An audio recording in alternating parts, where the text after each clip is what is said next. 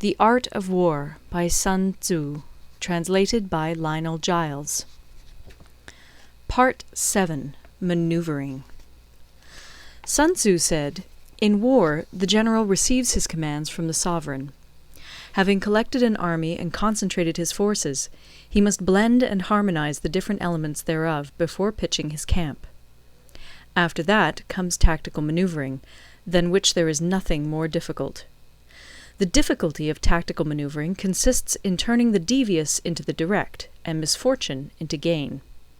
Thus, to take a long and circuitous route, after enticing the enemy out of the way, and those starting after him, to contrive to reach the goal before him, shows knowledge of the artifice of deviation. Maneuvering with an army is advantageous, with an undisciplined multitude most dangerous. If you set a fully equipped army in march in order to snatch an advantage, the chances are that you will be too late. On the other hand, to detach a flying column for the purpose involves the sacrifice of its baggage and stores. Thus, if you order your men to roll up their buff coats and make forced marches without halting day or night, covering double the usual distance at a stretch, doing 100 li in order to wrest an advantage, the leaders of all your 3 divisions will fall into the hands of the enemy. The stronger men will be in front, the jaded ones will fall behind, and on this plan only 1/10 of your army will reach its destination. If you march 50 li in order to outmaneuver the enemy, you will lose the leader of your first division, and only half your force will reach the goal. If you march 30 li with the same object, 2/3 of your army will arrive. We may take it then that an army without its baggage train is lost. Without provisions, it is lost. Without bases of supply, it is lost. We cannot enter into alliances until we are acquainted with the designs of our neighbours.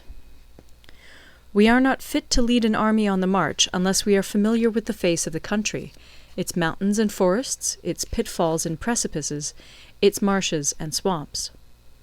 We shall be unable to turn natural advantage to account unless we make use of local guides.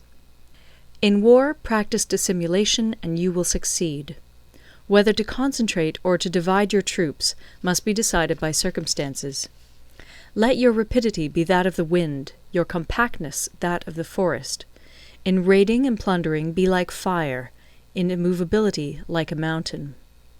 Let your plans be dark, and impenetrable as night, and when you move, fall like a thunderbolt. When you plunder a countryside, let the spoil be divided amongst your men. When you capture new territory, cut it up into allotments for the benefit of the soldiery. Ponder and deliberate before you make a move. He will conquer who has learnt the artifice of deviation. Such is the art of maneuvering. The Book of Army Management says, "On the field of battle, the spoken word does not carry far enough. Hence the institution of gongs and drums. Nor can ordinary objects be seen clearly enough. Hence the institution of banners and flags. Gongs and drums, banners and flags, are means whereby the ears and eyes of the host may be focused on one particular point.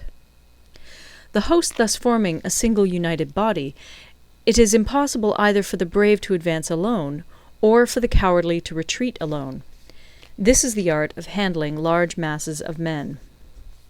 In night fighting, then, make much use of signal flyers and drums, and in fighting by day, of flags and banners, as a means of influencing the ears and eyes of your army. A whole army may be robbed of its spirit. A commander-in-chief may be robbed of his presence of mind. Now, a soldier's spirit is keenest in the morning, by noonday it has begun to flag, and in the evening his mind is bent only on returning to camp. A clever general, therefore, avoids an army when its spirit is keen, but attacks it when it is sluggish and inclined to return. This is the art of studying moods. Disciplined and calm, to await the appearance of disorder and hubbub amongst the enemy.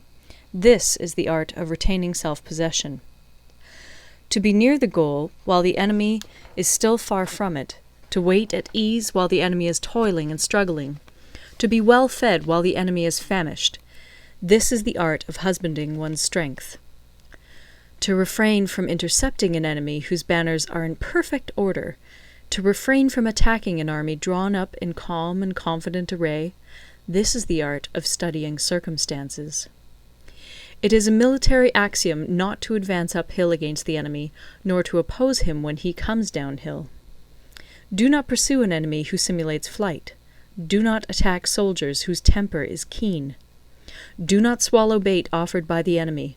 Do not interfere with an army that is returning home. When you surround an army, leave an outlet free. Do not press a desperate foe too hard. Such is the art of warfare. End of Part 7.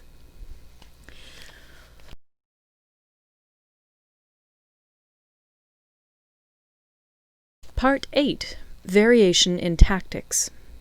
Sun Tzu said, "In war, the general receives his commands from the sovereign, collects his army, and concentrates his forces.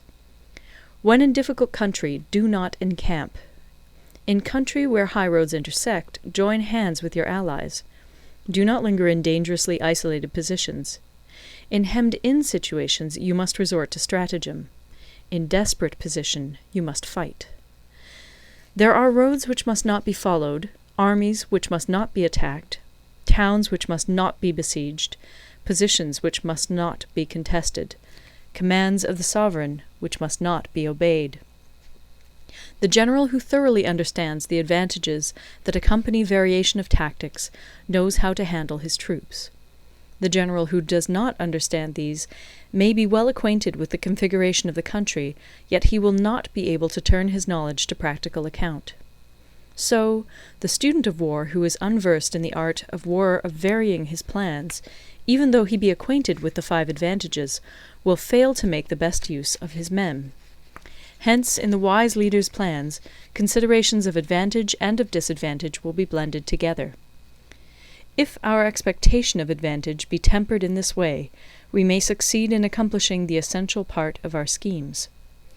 If, on the other hand, in the midst of difficulties we are always ready to seize an advantage, we may extricate ourselves from misfortune.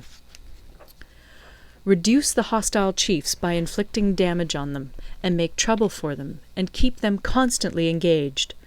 Hold out specious allurements, and make them rush to any given point.